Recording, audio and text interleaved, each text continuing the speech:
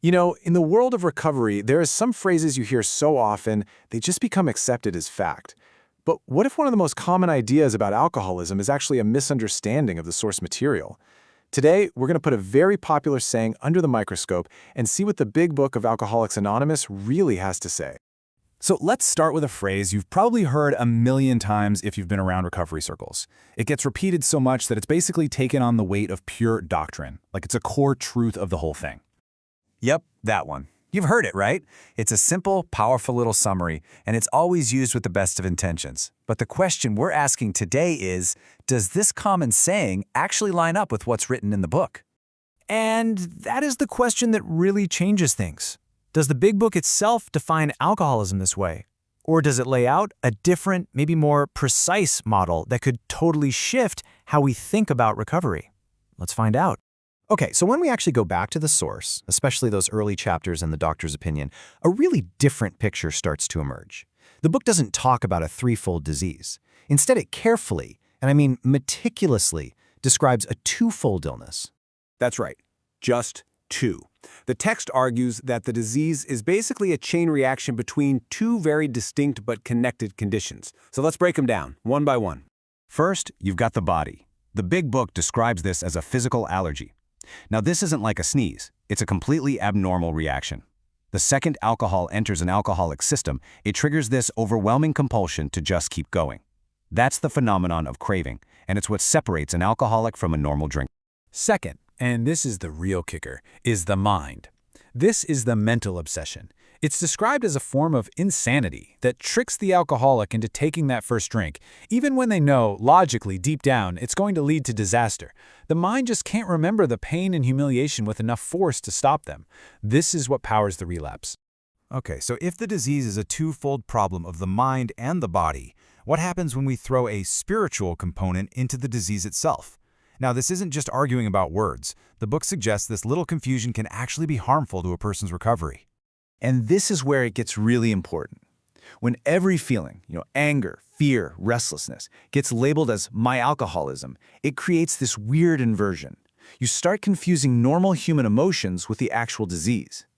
This can lead to this endless cycle of self-diagnosis, this feeling that being sober is just being sick all the time, and it kind of minimizes the real deadly nature of the mental obsession and physical allergy. Think about that famous list of debevelments on page 52, the fear, depression, trouble with relationships.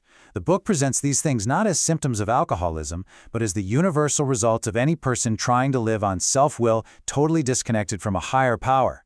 They're symptoms of untreated humanity, something anybody can experience.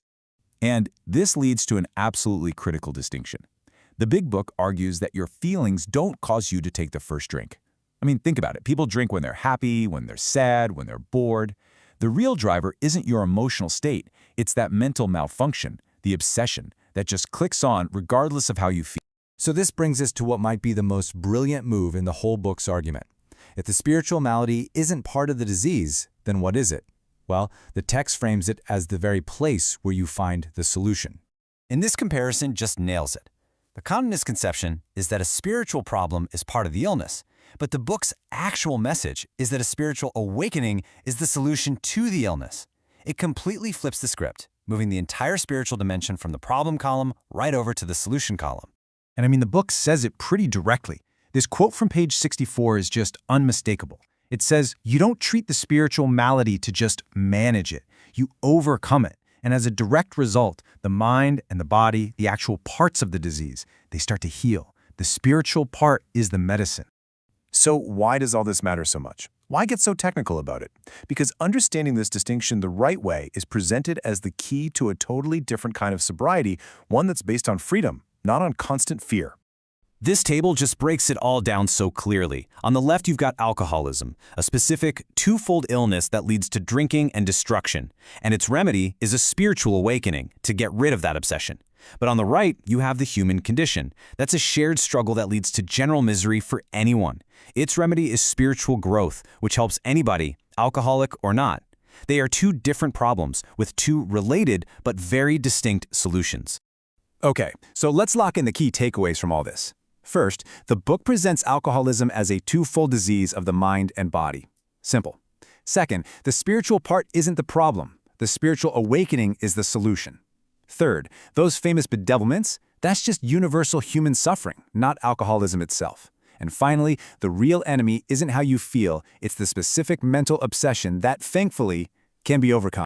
At the end of the day, this isn't just about getting the terms right. It's a powerful shift in perspective. Believing that every bad mood or character defect is your alcoholism can lead to a life of constant vigilance and fear. But understanding the problem as a specific mental condition that has a specific spiritual solution, well, that opens the door to something way bigger than just not drinking. It opens the door to actual freedom.